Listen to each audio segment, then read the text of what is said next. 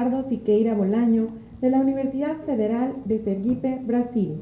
Modera la doctora Luz María Garay. Gracias. Bueno, pues buenos días nuevamente. Vamos a dar inicio con esta primera conferencia magistral del día.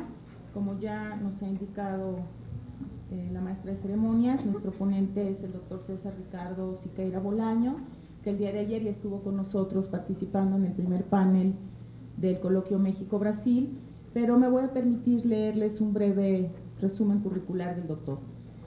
César Bolaño es el fundador de la Red de Economía Política de las Tecnologías de la Información y de la Comunicación, EPTIC, y director de su revista EPTIC Online. Fue el primer presidente de la Unión Latina de Economía Política de la Información, la Comunicación y la Cultura, ULEPIC, y actualmente es presidente de la Asociación Latinoamericana de Investigadores de la Comunicación, ALAIC. Entre sus libros más importantes figuran un estudio clásico sobre la televisión brasileña, publicado en 1988, Mercado Brasileño de Televisión, y republicado en 2004, y su aporte teórico propio sobre la economía política de la comunicación, publicado en el 2000. Industria cultural, información y capitalismo, en vías de publicarse en español. Participa desde 1992 en la sesión de economía política de la IMCR.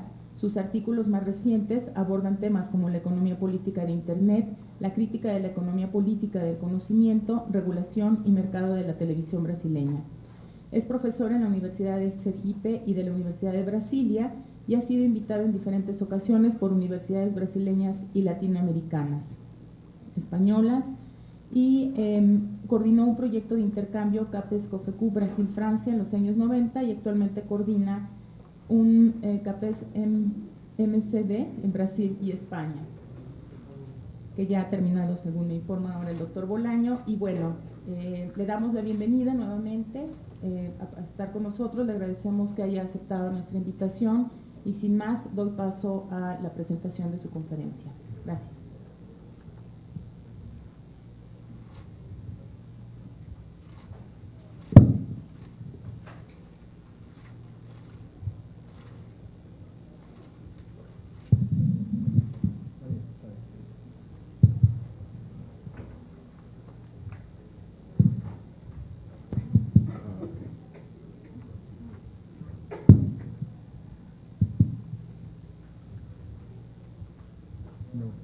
Muchas gracias a la profesora María Garay, presidente de AMIC, a los coordinadores locales, profesora Julieta, y a la Universidad de Coahuila. Y quiero decir, para comenzar, que es un placer muy grande estar en este evento, por la importancia que tiene AMIC y la investigación mexicana en el campo latinoamericano en general. Como presidente de ALAIC, para mí la comunidad mexicana es muy, muy importante, y en eso la participación en este congreso lo debo agradecer de manera todavía más enfática, porque el proyecto que tenemos es un proyecto latinoamericano en que México tiene una función evidentemente muy, muy importante, y la comunidad mexicana, que son muchos profesores y muy conocidos, compañeros desde hace mucho tiempo. No puedo citar evidentemente, cito solamente el nombre de Delia Crovi, mi compañera de ALAIC, con la cual estamos desarrollando trabajo político de organización del campo y también trabajo de producción académica de análisis comparativo entre Brasil y México.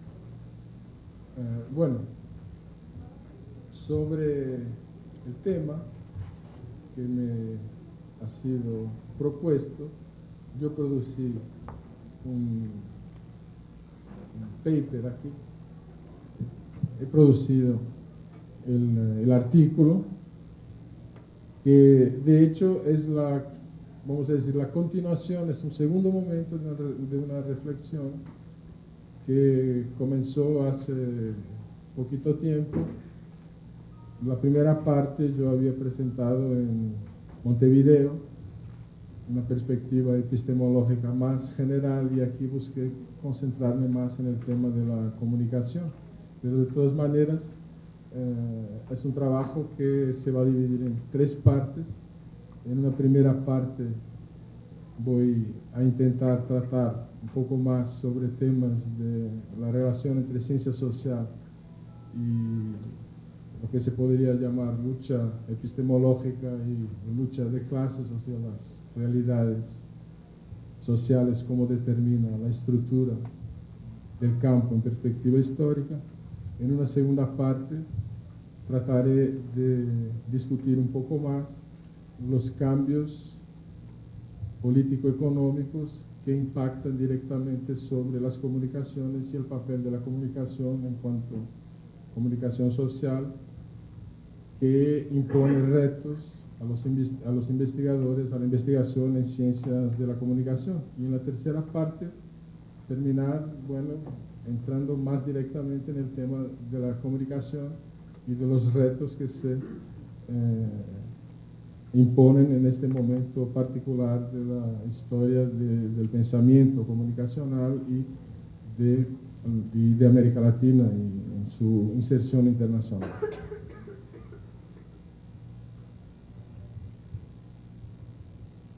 Yo voy a leer el texto, voy a saltar aquí algunas partes, el principio incluso.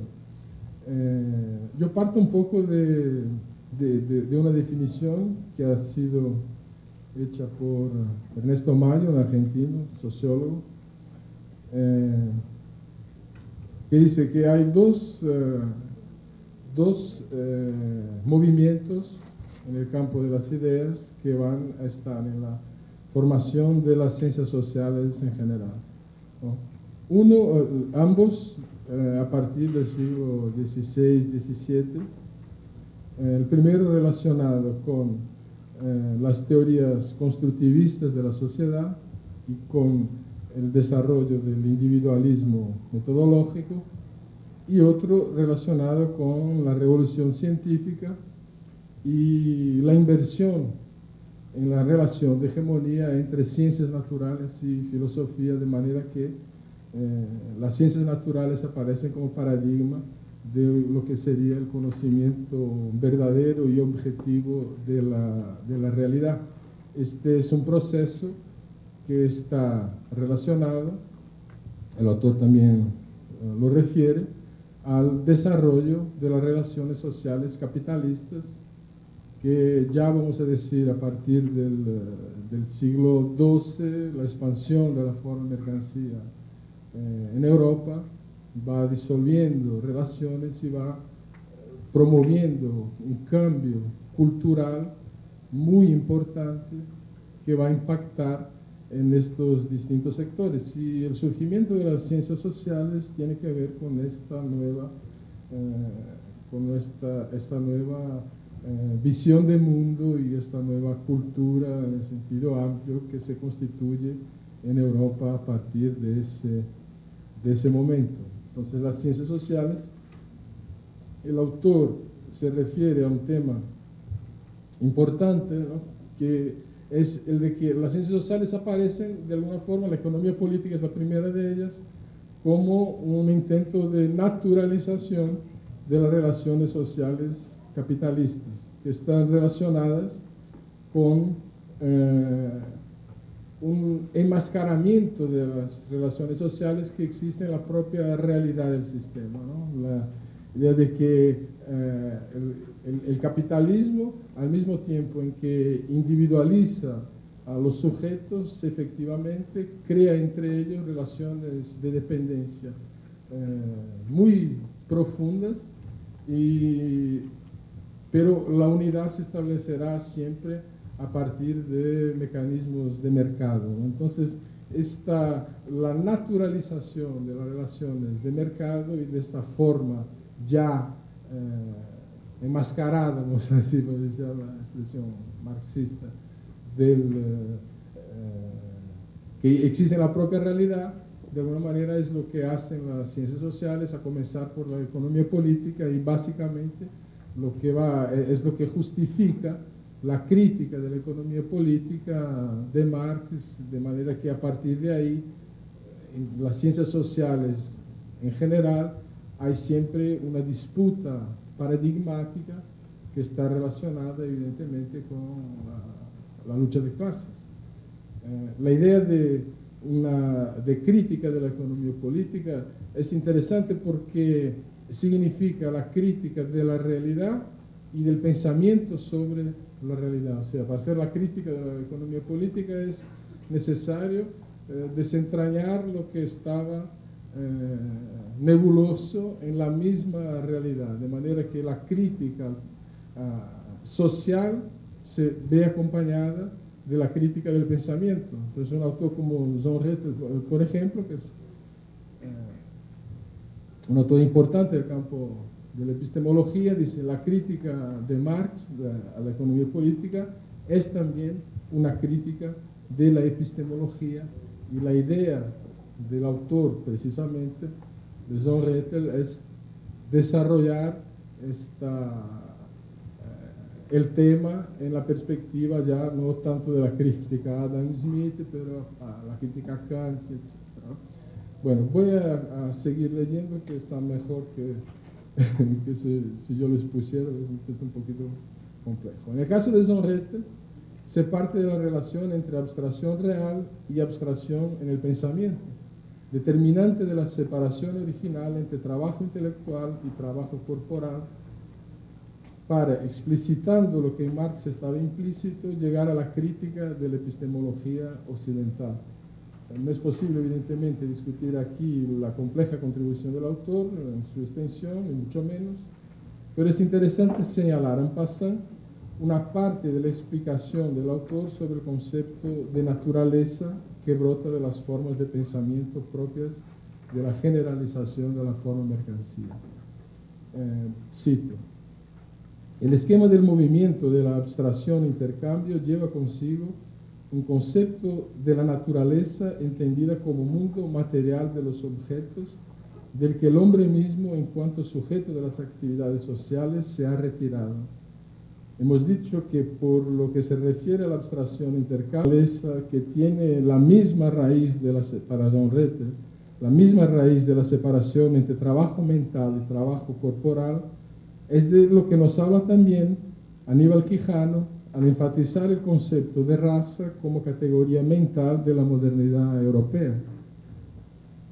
Tengo una nota después, pero no la voy a leer, para mostrar las posibilidades de relación efectiva que existe entre el pensamiento de Jean Rettel y el pensamiento de Quijano. No la voy a leer.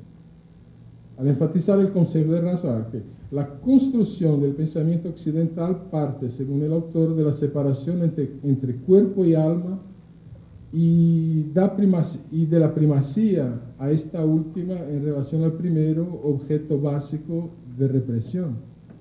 Pero esto, citando, no ha sido teorizado, o sea, no ha sido sistemáticamente discutido y elaborado hasta Descartes, culminando en el proceso de la secularización burguesa del pensamiento cristiano.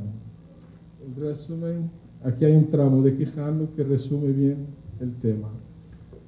Citando: sin esa objetivación del cuerpo como naturaleza, de su expulsión del ámbito del espíritu, difícilmente habría sido posible intentar la teorización científica, entre comillas, del problema de la raza.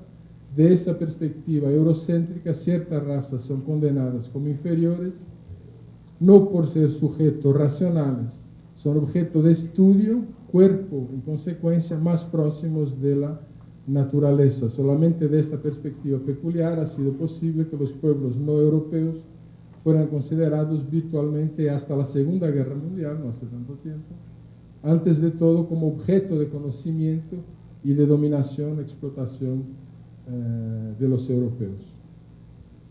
Esta relación histórica es interesante, no la voy a tampoco desarrollar aquí, que no es el tema, pero lo que yo hago aquí es un puente entre el pensamiento de Quijano y el de Celso Furtado, que también trabaja en términos históricos a partir de la constitución del mercado mundial en este momento, ¿no? Entonces, para Celso Furtado hay un doble movimiento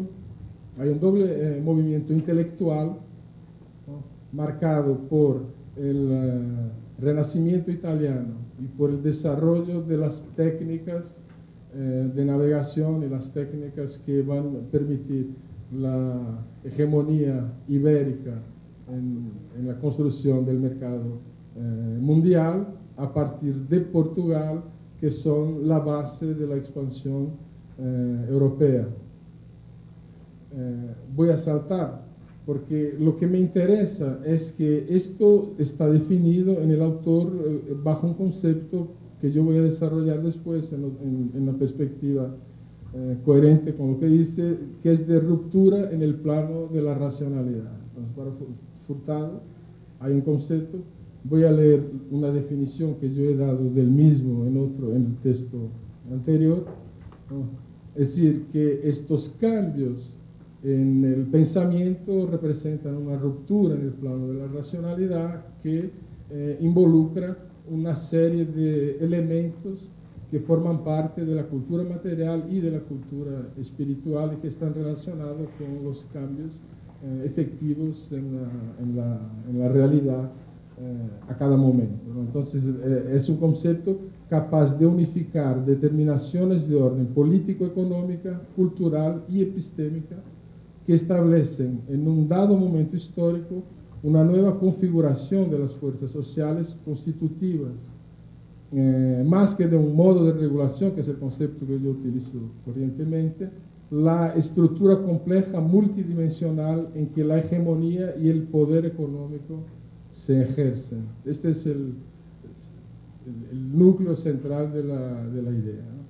Me refiero, por tanto, a un fenómeno social total en que economía, política y cultura forman un conjunto en el interior del cual, por cierto, la acumulación de riqueza y de poder es determinante, pero que no se estabiliza siquiera como sistema de dominación económica o política sin la consolidación de una cultura material y espiritual adecuada. Entonces, este concepto es un concepto que de alguna manera está presente en todo mi abordaje en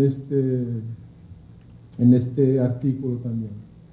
Entonces, lo que se ha dicho hasta ahora es suficiente para intuir el significado de esa ruptura en el momento de la formación del mercado mundial, estamos diciendo, sumadas las diferentes tendencias referidas que redundarían en la mundialización de la cultura occidental y en la constitución de los mecanismos de dominación europea, entre ellos las nuevas ciencias sociales a partir del siglo XVI.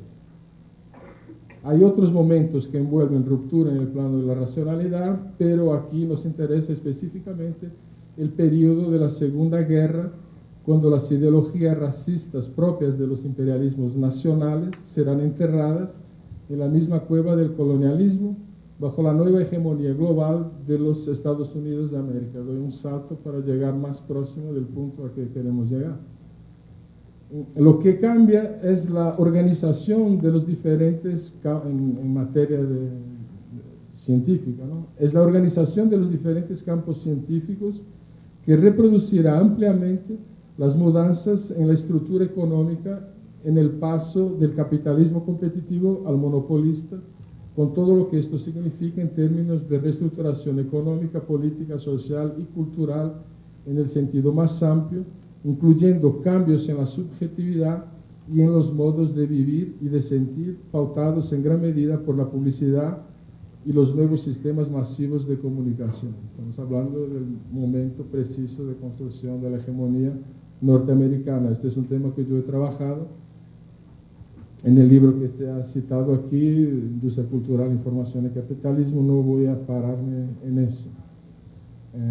El aparecimiento de las ciencias de la información y de la comunicación se dará ya en este nuevo contexto y obedeciendo a las nuevas tendencias, sea en el campo social, sea en lo epistemológico. Los cambios post-45, según Wallenstein, estoy citando aquí el libro de la Comisión Gulbenkian que Wallenstein coordinó, que se llama Para abrir las ciencias sociales. Entonces, los cambios post-45 se dan en 3 dimensiones. A, consolidación de la hegemonía norteamericana, Guerra Fría y descolonización. B, expansión productiva y también poblacional. C, expansión cuantitativa y geográfica del sistema universitario en nivel mundial. En lo que se refiere al primer punto, a la consolidación de la hegemonía americana, van a decir, citando, la aplastadora superioridad económica de los Estados Unidos durante los 15 a 25 años que se siguieron a la Segunda Guerra Mundial tuvo como consecuencia que, por lo menos durante algún periodo, la actividad desarrollada por las ciencias sociales residiera con invulgar incidencia dentro de instituciones norteamericanas, hecho que evidentemente afectó el modo como las prioridades han sido definidas por parte de los científicos sociales. Por otro lado, la nueva afirmación política de los pueblos no europeos tuvo como consecuencia que muchos de los presupuestos de las ciencias sociales fueran puestos en causa con el argumento de que reflejaban perjuicios políticos de una era que o llegara al fin o estaba por lo menos en vías de terminar.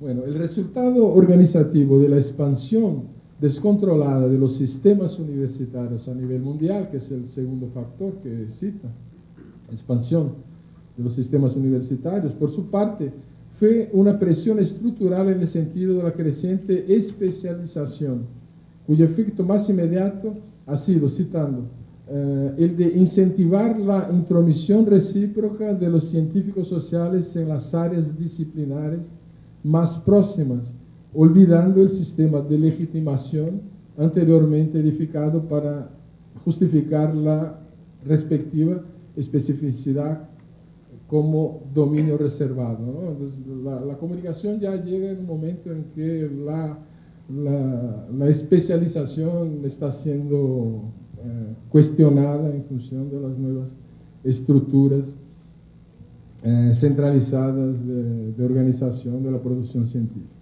Por fin, la expansión económica mundial, además de fomentar la especialización al ofrecer los recursos necesarios, tuvo una implicación organizativa fundamental, un verdadero salto cuántico de escala, citando.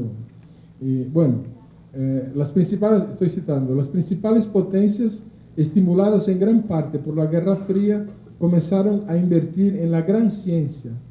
Es big business, big science, ¿no? Esa es la característica básica de la organización del campo científico a partir de la construcción de la hegemonía americana. Inversión que se fue entonces extendiendo a las ciencias sociales. Esta contribución económica vino a incentivar una aún mayor y más profunda cientificación de las ciencias sociales. El resultado de ese proceso fue el surgimiento de polos centralizados de desarrollo científico, especialmente vocacionados para la concentración de la información y de la capacidad técnica específica. Estos polos disponían de recursos financieros facultados sobre todo por los Estados Unidos y estados de primer plano, pero también por fundaciones, en su mayoría con sede en los Estados Unidos, y aunque en menor grado por empresas transnacionales. Así se construye, por tanto, la hegemonía norteamericana, también en el plano científico y en las ciencias sociales en particular, reproduciendo la hegemonía económica, política y militar, como parte de una gran revolución cultural que incluye, en otro plano, una forma de integración social alternativa a la vieja ideología racista de los imperialismos europeos, como es la llamada sociedad de consumo.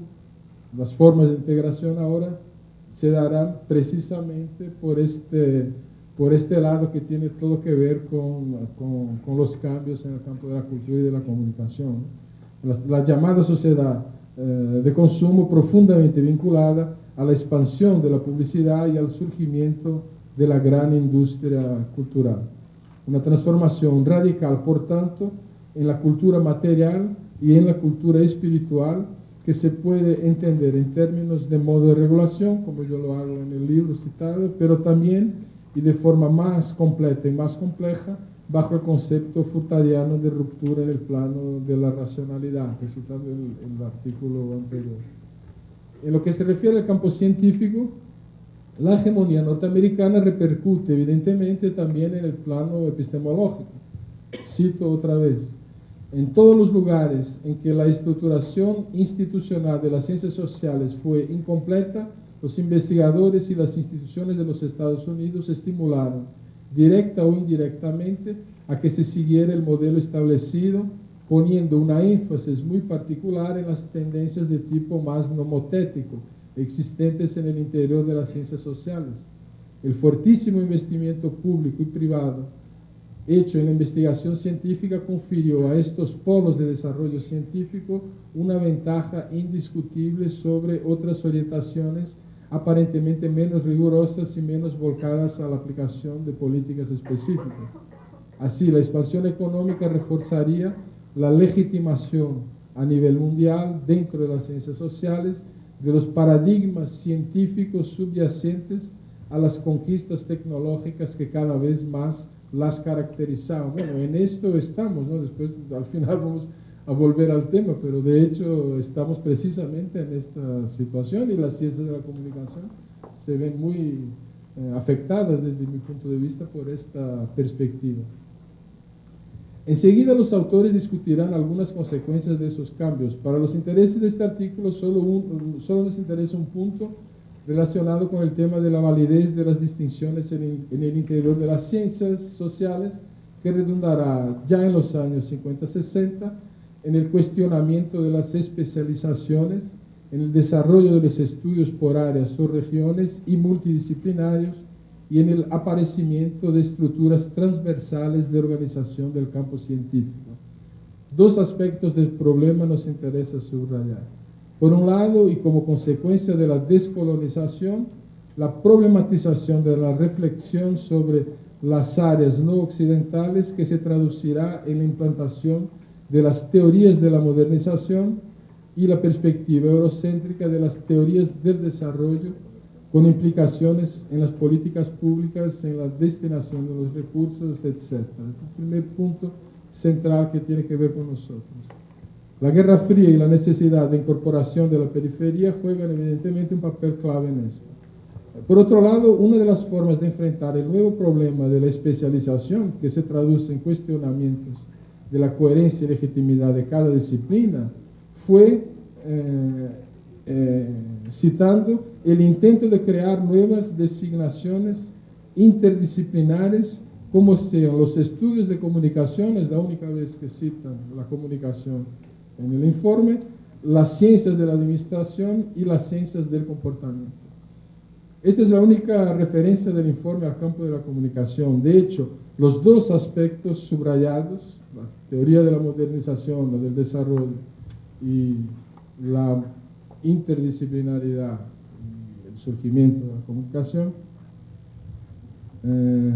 están en la base de la constitución de la nueva disciplina, que nace, por tanto, de forma plenamente adecuada a la nueva estructura del campo científico, como a la nueva estructura del capitalismo, que entrarán en crisis a partir de los años 70 del pasado siglo. Bueno, esta es la estructura que está armada a partir de la consolidación de la hegemonía norteamericana, y es lo que va a entrar en crisis como la crisis estructural de todo el sistema capitalista o del modo de regulación que surgió en la posguerra a partir de los años 70. Entonces, paso